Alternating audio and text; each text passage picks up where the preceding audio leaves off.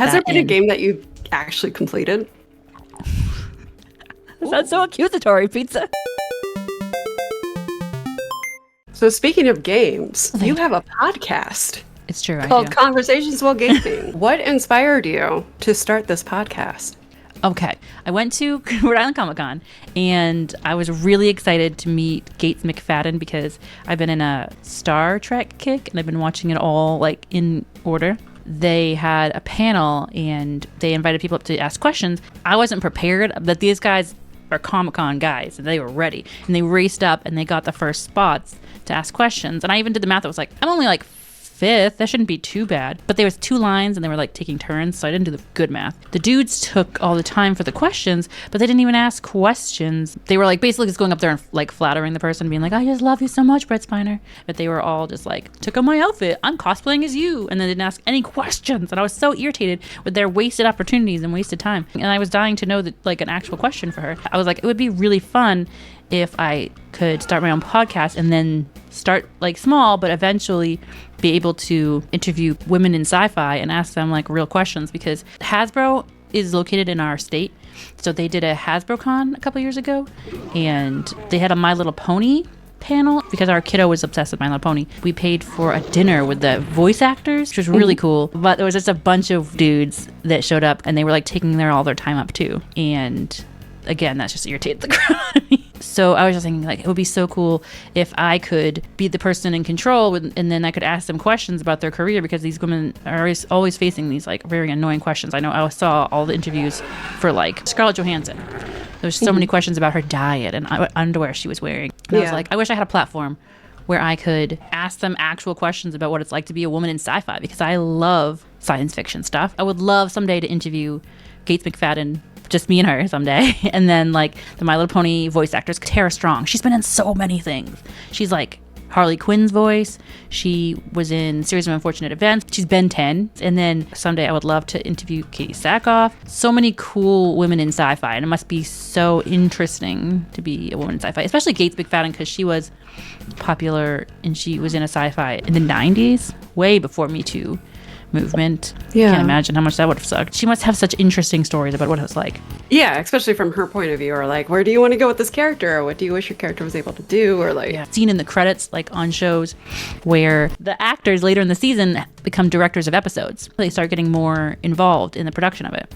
And I've seen that happens with females now, like 2020s, but I wonder if she ever had that desire, but she didn't get the chance to, because there was episodes that some of the dudes directed in the later seasons. I've been like, I wonder if she had ever wanted to. So I'm fascinated by this podcast concept of yours, to have conversations while gaming, because I have a hard time concentrating more than one thing, yet you thrive in this environment. Do you have a theory as to why that is? I usually get my most creative ideas when I'm driving. Like one half of my brain is like preoccupied, and then I do most of my creative like brainstorming while I'm driving. Shooter games also is like, it has that effect for me of like, I get in the flow and I can have like a deep conversation because it's got that muscle memory already taken care of when it's shooter games. I was wondering about that. If this was the medium that you chose to do this podcast in, because it keeps you from sort of overthinking and you just kind of get into the flow of the other person that you're talking to. You're just sort of in the conversation. To be honest, I struggle with like eye contact when socializing and stuff. That's why I think some of my best conversations have been when we're playing a video game and we're preoccupied, because I don't have to look anybody in the eyes and like struggle of like, am I giving too much eye contact, not enough? I'm excited to see how this podcast blooms and evolves. So I know that for now, I think it's I don't think there's anybody else doing conversations while gaming, but I don't know if like forever I would do it as far as like Gates McFadden and like bigger things. But I just thought for now, like interviewing my friends and then a lot of people that I want to interview, I was like, there's a lot of people that I've met, fellow TikTokers that make Fortnite content. I personally don't try to make content super long because I know I have ADHD and get distracted and cannot listen to something that long. So ADHD, is that also why you prefer non-campaign games?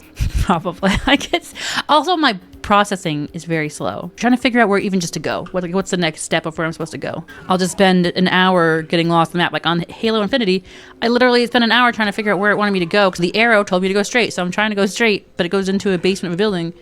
So what I had to do was get to the roof, but instead I'm just trying to dig into the wall of this building because I'm very literal with my thinking. So I'm like, it told me to go here, I go here. And so I just be stuck forever. Sometimes my brain just doesn't think of things. Like the other day, I have had Augie since July, my golden doodle. And we have a walking route that we go on that is around our block in a rectangle.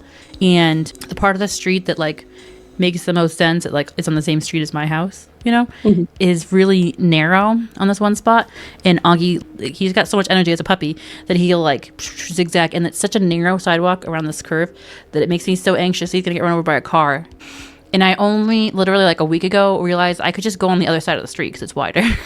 But my brain literally didn't even think about that. It was just like, this is what's presented in front of me, so I'm just going to keep on doing it. My brain gets very cemented in its thinking sometimes and doesn't even realize the like obvious solution. Like one of the most embarrassing stories too was like one time the key fob battery died and I couldn't unlock the car with the battery, like with the button. And I literally I walked to Jake's work and was like, I need your key because I can't get in the car. And I forgot the key fob is attached to the key. It's like on the handle of the key. I literally could have just stuck the key in the car and unlocked it. But my brain was just like, the battery's dead. What am I going to do? This is how I open the door. I always open the door this way. And I literally couldn't think that there was any other option. In your defense. Okay, I love this. Tell me my defense. Okay.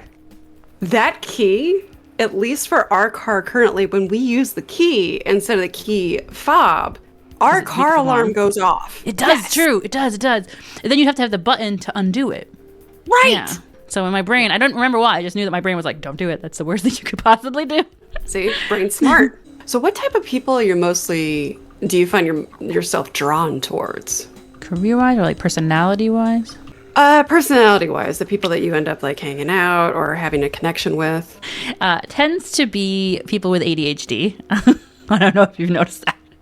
Whoops. Because my brain be silly. Like I'll stand around with the other moms and they'll be like, ugh, my teenage son's always playing Fortnite and leaves his laundry on the floor. And I'm like, same, I get it. It's a hard life, man.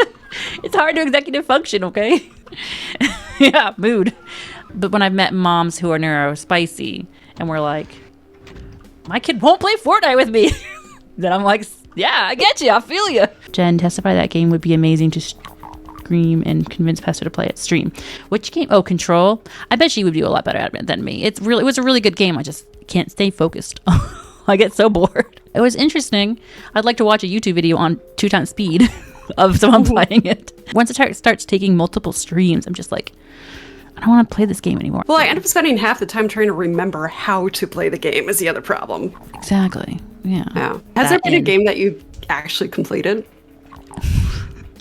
That's so accusatory, Pizza. It's so hard to finish games. That's why I like first-person shooters where it's just a 20-minute match and then you're moved on with your life. If I do play a campaign, I go straight down the storyline path. I'm not a completionist at all when it comes to games, especially campaign games. I like experiencing a story. That's what I like about campaign games. Like that one game that was where you're like a robot being human, that was really good. I really like that. I'm very much like character-driven stuff. And Mass Effect, I was very invested in that when I played that because I was like, I gotta keep Caden Malengo alive. He's my man. Yeah. And I'm always like the storyline driven, not like the side quests so that I have every little thing finished. I do not find satisfaction. If there's like this long list of tasks I've completed in a video game that I'm just like, I should have been doing that in my real life. I have a long task list of things to do in my house that I should be doing. There was that one game that I recently played, Starfield? I think it's Starfield. That one had a storyline, again, that was really worth finishing for. I really enjoyed the storyline. So you have done so many different hobbies. You've had so many different careers. You're an artist, a teacher, a writer, gamer, editor, croqueter. Is that what it is? Croquet? No. Crochet? No, knitting. It was knitting. Oh, that's where this came from. It's so great. Okay. I love it. Let's keep it clear. I do not crochet. Okay. I knit. Okay. Knitting. I prefer knitting. I feel like the stitches look nicer. Is there a hobby that you're looking forward to next, I guess, is the question. Okay, yes. Let me talk about all this. This is my new special interest. Okay. Yes. I got down a rabbit hole the other night on Pinterest of upcycling clothing. So I have a sewing table because you remember I was talking about how I was making t-shirts. My plan was to open an Etsy shop and sell nerdy tees, like t-shirts with nerdy themed pockets. So it was like nerdiness, but not like over the top nerdiness. Just a little hint of nerd. And then they needed to be homeschooled, so I was like, I'm going to homeschool. I can't run a business at the same time. So I haven't really sewn much since then, but I do have one, and I know how to sew. So we want to do some upcycling of clothes. So do you feel like your taste in like sci-fi has shifted? Like you went from like Star Wars, and now you're slowly drifting into like Star Trek territory now? Is there a reason behind that? Yes, I think I didn't like Star Trek because my parents... It was like their thing. They really liked the first one, Captain Kirk. And I thought he was trash. I did not like that series. I did not like it. And that gave me a bad taste in my mouth for Star Trek. And they really liked the newer take on Kirk. The guy who plays Kirk now, he was in Into the Woods. And he sang Agony. Chris Pine, yes. And I love him. So he's my Captain Kirk. He's the only Captain Kirk I will acknowledge. Hashtag not my Kirk. The more I learned about Patrick Stewart as a person, I was like, I want to go back and watch his series. I adore him. He's a person I would love to meet. Chris Pine he's done a lot of Justice for Women stuff on the side too. It's very low key because he doesn't like being in the public eye. Behind the scenes, he's always like looking for women driven projects. Like that's how he ended up in Don't Worry Darling, because he's like, I want more female directors. And did you like that? Did you see it? I saw it. There was so much drama around it that I was like, I don't want to see it because of the drama. I'm going to wait a little while and see it later. I saw it, yeah. It was a movie. What do you think of Chris Pine and D&D? Oh my God, so good. He's so good. I loved that movie so freaking much. I felt like it really captured the experience of playing in Dungeons & Dragons. Like, they weren't sitting around playing dice, but as far as like messing up and not being like incredibly good. And like sometimes your adventure partying is a hot mess, especially when they were talking to the dead people, but they asked the wrong questions. I was just like, relatable. Yep. And the dude who like broke the whole bridge, I was like, that's me and Artie, just breaking stuff. And even the ending, it made me tear up. It was obvious, like, and right in front of your face the whole time, but I was like, she's the mom. Oh, it snuck up on me, and I was like, oh my God, it's so sweet. Are there any classic D&D moments that stick out in your mind of games that you've played? Oof, that time that I was invisible and I had a knife to someone's throat but forgot I was invisible. So they just woke up and sat up and it cut their neck. And I was like, you know what? I didn't think that all the way through. That seems to be a recurring theme. How do you approach creating your D&D characters? I used to put so much effort and thought into them and then completely forget all the planning. When it came down to it, I just kept on playing like the same character. Even if I'm a wizard that has all these spells, I'm just like, I try to punch them. So I try to reverse engineer now. I'll be like, okay, what do I do when it comes down to it? And then how can I maybe add like a little bit of differentness instead of like a whole bunch of stuff? Like we was like a vampire in that one that we did. So it was like a little bit different. And then this one, I remember sometimes I'm a plant. I'm like, oh yeah, I'm a plant. So I punch him with my plant fist. Do you have a process for preparing when you're running the game as opposed to when you're playing in the game? I like to prepare as much as possible. I have lots of notes. This is the hardest part, is Killa. People like Killa, which I love to be in a game, but DMing for Killa, can they stay there?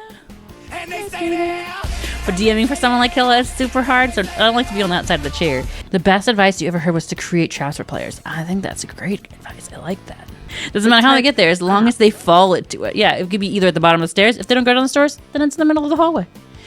Wherever you go, there's going to be a trap, baby. And it's all just for Killa. And it's all Killa. I think the hardest part for me was differentiating the NPCs. I think I got used to like playing my own character, but then jumping around and playing different characters. It's hard to pretend as a grown-up. I don't know if you've ever struggled with the D&D, and then to pretend to be multiple people at once, I feel silly. I mean, it's just like streaming, right? Like sometimes you're talking to yourself, sometimes you're talking to a bunch of different people. I have someone who I met on a Minecraft server, and they're just starting. They did their very first stream the other day, and they were like, it's so weird to hear myself talk. And like, I get that, because I used to feel that way. It was so hard to be on screen and to hear my own voice in recordings, and now I'm just love the sound of my own voice. But I get like the very first time, it's like so weird and takes time to get used to. So that's how I felt with like doing multiple role playing, like as a DM. Yeah. And also the podcast too. Like that's a new branch of like I've gotten used to editing and putting myself out there in a specific style of silly. So making TikToks that are serious is another like new stretch that feels uncomfortable for now, but it'll feel comfortable. So what brings out that type of confidence in you? Like what builds that confidence in yourself when you started off like that, but now you're like, oh yeah, I love hearing my voice and et cetera, et cetera. Like, Repetition. Repetition. That's the thing that I've learned is like, I've had things that I like wanted to do in my life, and I always thought that there was like a big barrier of entry of like, oh man, I'm not going to be qualified to do these things. The goal itself is always really, really intimidating, and I've realized that the actual in between is all just itty bitty steps and repetition in between. So many of my dreams have come true, things I wanted. One of my first YouTube videos was me playing Minecraft and talking about how I really wanted to have gamer friends that were like me because I felt like very isolated. Most of the people that I knew IRL were not neurodivergent, not video gamers. I had never played D&D before, and I wanted to someday have nerdy friends. And then the step to that was just like showing up every day, make another YouTube, make another TikTok, make another YouTube, make another TikTok. I would love to someday interview people on a huger scale, and the only thing that stands between me and that dream is just making the content, making another podcast, because my first YouTube videos were not very good. And I had to learn from every single one. And like every single time I do something, it's like a tiny step toward it. Does that make sense? Like, yeah, that makes perfect sense. I absolutely love that. Also, okay, you cannot be like, oh, those earlier videos were like, bleh. No. Your earlier content as well. I remember finding those clips for like the video that I would make for your birthday, and that was absolutely hilarious. Tears running down my eyes watching that video. It was so hilarious. It was so fun too. So like you said, I don't think it was bad, and I think the potential was there, but I didn't know how to take a story then get the point across shorter. There was this time in Destiny when Killa was trying to explain to me that all of the dairy cows in the United States come from the same bull, and I was just like really could not comprehend that. It was so long because I didn't know how to quickly communicate a story, which I think I've gotten a lot better at now. I didn't give it the frame that I could give it now. Your solo content and your group content is just as equally entertaining, which is wonderful. Like the people that you decide to play with, and especially even like what you decide to play with them. For instance, I don't think It Takes Two would have been as good with me and you as it is with you and Killa. Like you two having like the brotherly, sisterly squabble just kind of makes that content absolutely hilarious. I love watching all the clips that you have of like you and Cosmo and Lion Kitty playing Lethal Company. Now I think also the thing is I am picky about who I play with because my goal is fun and not being great, and I feel like certain people would be really mad at me for the way I play sometimes. And so it's got to be people that are chill with like having a good time, and that my content isn't going to be, well, you're going to be used for content all the time. So you got to be okay with that. And also the content is to be like the best. One of the first lessons I learned about editing was nobody cares about my good shots. So I used to like keep in shots that would be like great shots, and it was like, this isn't even entertaining. Nobody cares my one time getting a good headshot. What's my motivation? And my motivation is silliness, and not to be like showing off of like, look, I'm so skilled at this game. Our first channel, not Jennthefierce, we played co-op, which was me, Killa, and Lion. And I've always loved video games, and there's so many people that will say that when there's like a school shooting, they'll blame because they played, violent video games. And I was like, video games have brought so much positive to my life that we wanted to make a channel called We Play Co-op, and then really encourage people to see us having such a great and fun time and want to use video games in a positive way. The description was like to encourage you to go and make quality time and great memories with your family using video games, because we as a family have always played video games too. Like we would have Halo nights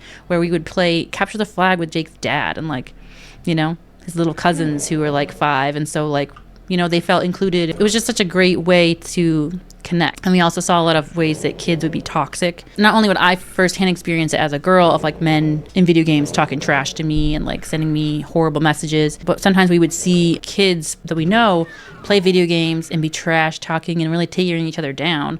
And we were like, you could be having so much more fun if you weren't caring about the score and you were just like laughing when you guys messed up. Yeah. Like when I mess up, Killa and Condor just laugh at me and we have a good time.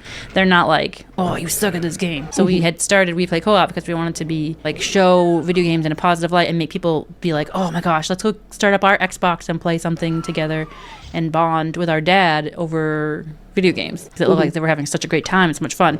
And that one got stressful because I was doing all the editing and they were just playing for fun. And then I was like, you know what? I'm doing all of the work and all of the editing and all of this stuff.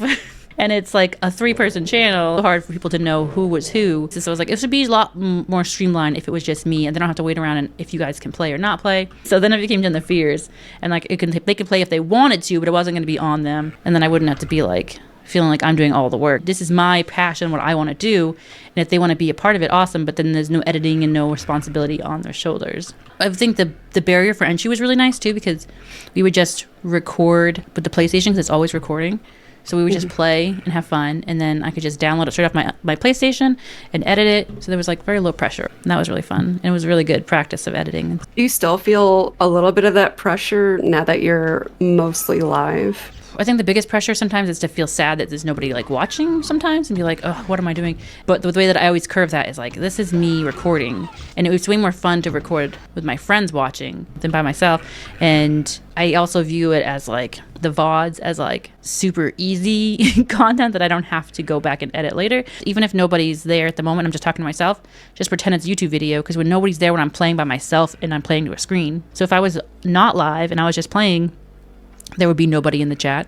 So I just try and think of it as that, as like, this is just a recording that people can show up to. And if there's nobody here, it doesn't matter, because I've experienced from experience other streamers who get mad that there's nobody there and then they're yelling, getting upset. And that does not make good content for later.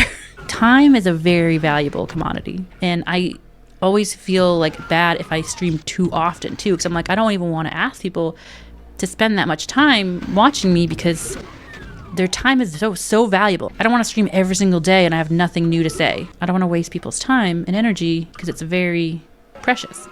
So just because they can't watch you live doesn't mean they don't care about you. They can have very important things going on in their life and they will check it out when they can. That's why I originally really liked making YouTube videos, because it was like when they're available and if they want to watch it, they can watch it at their own leisure. But so I just kind of keep that mentality of like, this is just a live recording session. If people want to drop in, they can drop in. But my goal isn't to like hold people hostage to be there. Like that part of streaming stresses me out, of like having to push numbers. Like I wouldn't ever want to push for partner, because you have to like be a monkey dancing and keep people entertained. At that point, it becomes more about quantity and numbers. And it depends on, like, just for me, I would feel like a monkey dancing. I don't think everybody necessarily is, but this for me. So how do you define Jennthefierce as a brand?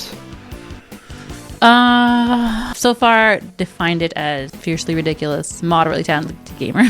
But I want it to eventually represent fiercely carve out space in nerdy spaces. Like with trading cards, I would never have considered myself a true Pokemon card collector, because I just liked the pretty things. And feeling like, unless I like knew all of the details of a fandom, basically the gatekeeping, basically. Yeah. I want to carve out space to be like, it's okay to be only mildly interested in something and still be legitimate. I'm basically knocking down the gates of gatekeeping, but I don't know how to phrase that. Like de-gating, de-gatifying. No more gated communities around the nerdy places. I don't really know how to word that quite yet. My dream is to open up a comic book / hobby shop that's run by a woman, that's me, because I am, that isn't intimidating. Yeah, basically fiercely fighting the patriarchy. So a place where it can just like, you can just show up and be like, you know what, I know 0 things about comic books, but I want to get started. Where can I start? And not be intimidating. Be like, you know what, I like pretty Pokemon cards. Do you have any pretty Pokemon cards? And they're not going to look down on you. You can just be like completely unknowledgeable. You can wander in and know nothing about comic books and be like, where the heck can I start? And you're not going to feel like it's stupid. Like, I've been to comic book stores before, and then like, I'm looking for My Little Pony comic book. And they'd be like, we don't sell that here. That's ridiculous. So who would have that? And I'm like, people who want to make money, perhaps? I would call it Fierce Treasures, because I like it. And I'm fierce, and it wouldn't just be comic books. It would be like a hobby shop of like trading card games and D&D dice. And I've thought about this a lot. It's my goal. I would love to have in the doorway, you know how like at grocery stores they have like a free newspaper? I would love every month to have like a free comic book that like artists can either donate their time for, or like if there's like a young, because I have nieces who have drawn like comic books before. Pizza used to draw comics as a kid. Like I could not only give like small little kids who are drawing their own comic books exposure and make them feel really proud of themselves and encourage them to like continue their passion of drawing. And then for kids who like want to get into it, but they literally don't have the funds, it's a little free comic book. I absolutely am loving this idea. My heart is so full just listening to it. I'm really excited about the idea. I'm just trying to like, same as everything else, just like one tiny step at a time, you know? Like the biggest barrier to any of my dreams has been just consistency. So that's why I'm trying to pivot my brand to be like nerdy stuff in general. Because also I think it would be really fun to make TikToks or like go live like as I'm setting up the shop to document the whole thing. Yeah. That sounds so perfect. I love it. And then there's a comic book shop that's like another state away from us store. Yeah, it's an anime store and they have like events. I think that would be really fun to host events that could tie into the podcast, because then like I could interview whoever that person is that's coming to do the event. So it might not always be a gaming podcast. It's just right now it is. Then I could like interview them live in the store. I could have like a recording space for the podcast in the comic store. I think that would be really fun. And it just doesn't feel counter to anything else I've been trying to do.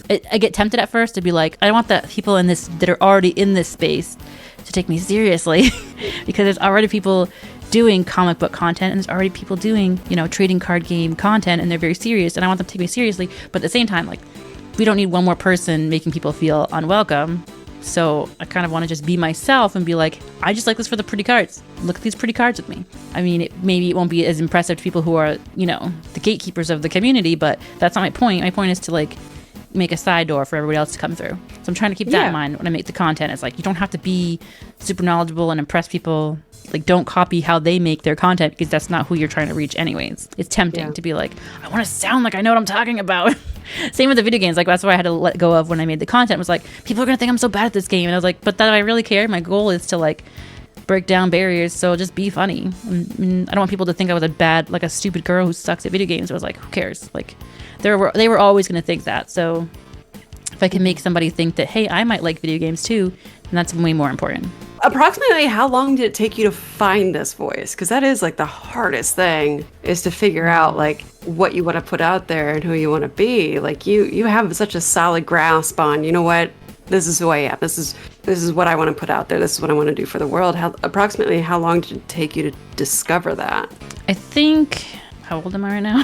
36 years now. I think what I'm really good at doing is when something isn't right, stopping it before it goes too far. Like, I think that's the thing, is like being open to the different things. And as soon as I realize like this doesn't jive with me, one thing that Jake struggles with is like perfectionism, paralysis of like, well, it's not perfect yet, so I don't want to put it out there. So I've seen him be affected by that. So for me, I'm like, okay, well, I guess that I should just learn from that and just put it out there, and then just post a YouTube video and learn what doesn't work. Because like, if you're wait until you think you're perfect to post something, no matter what you do, you're gonna have to suck at first. So if you wait years and years to put out your sucky stuff, then it's gonna take you that much longer to get good. I guess I've also seen that in life. It's like, the sooner I face pain, the sooner I can reap the benefits of like learning the hard lessons. So when it comes to like creatively too, I'm like, you know what, the sooner I just put stuff out there, the sooner it can be buffed by time and people criticizing it, like productive people. It's interesting too, because it takes a certain amount of personal bravery too, in a way, because you have to be completely honest with yourself in order to face these things head on, in order to fail fast. You have to really like be okay with who you are, because I think a lot of people get into dangerous territory when they're afraid of their dark parts, and so they bury it under all kinds of things. And I grew up just like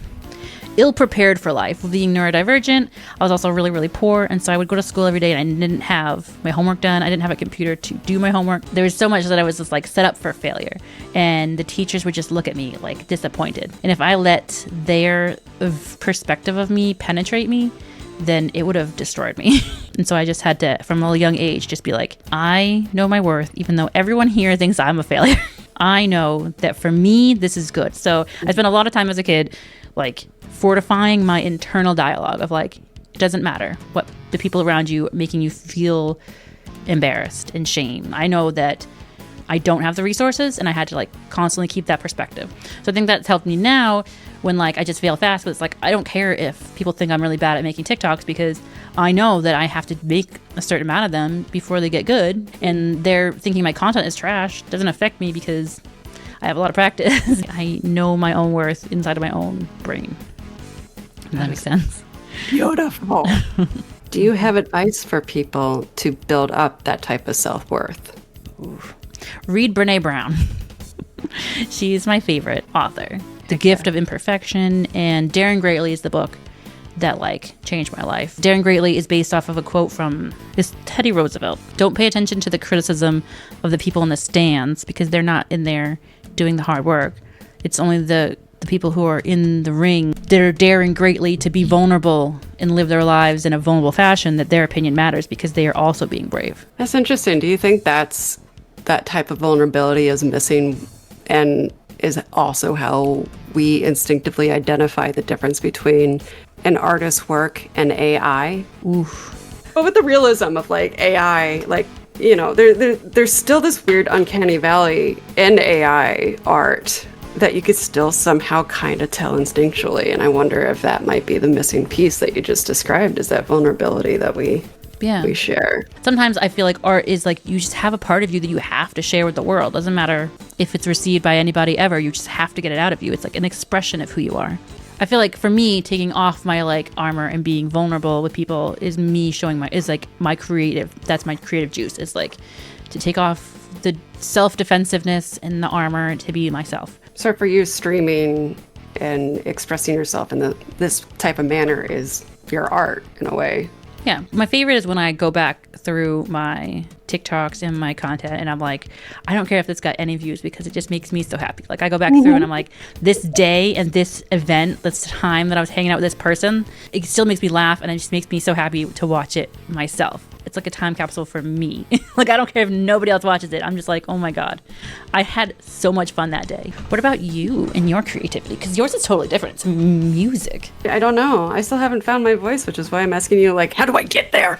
You found yours. Like, tell me your secrets. That book was really good that I told you about. I feel like it was really good for me to like read it and catalog, and it just kind of took all the stuff that I was kind of like already had that voice kind of in there and just like give it a body. So it just really helped me kind of like take all of these ideas and all these things that have kind of showed themselves, assembled it for me, like a transformer. It transformed it into a voice. I like that. Yeah, I'll definitely have to check that out. It's been interesting, the artists in my life, watching them find their voice, and it always just fascinates me. And I absolutely love watching that transformed parts. Yeah. And I can always tell too when like someone doesn't know their voice. One of the things I really liked from that book was talking about how like it's very important to collaborate with people who also know their voice. It doesn't matter if they're successful or unsuccessful, as far as like a bigger content creator than you or smaller or whatever.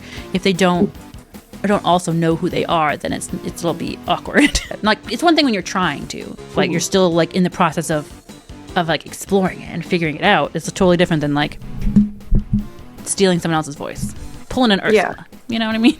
You're like, I'm just going to regurgitate everybody else's art, and or you can tell when the goal is just the product, like the end goal of like, I want to be successful and I want to make $1 million. I don't really care. I'm not trying to express myself. I want to be rich. And then it's hard to collaborate with. Yeah. Okay. It's easier to hold on to yourself and be true to yourself when you know who you are in the beginning. Do you have any last burning questions? Because I am getting sleepy. Sure. Pineapple pizza. Yay or nay? Always yay. I want everything on pizza. I can't think of anything that's really bad on pizza. Breakfast pizza, dessert pizza. Have you ever had Alfredo pizza? No, but it's got like chicken Alfredo. It literally has pasta on it and chicken, corn on pizza. I mean, there's everything that could go on pizza. Like I love a Thai pizza. It's got like peanut sauce. I can't think of anything that would be bad on a pizza. Everything on pizza. This question got weird for me because you call me pizza and I didn't realize that I could not get that out of my head while you were answering. Put a little corn on her. Well, thank you so much for letting me interrogate you. I appreciate it. Thank you for hanging out with me, and thank you for introducing me to your game. Hope you guys have a good night, and I will catch you guys later. Bye.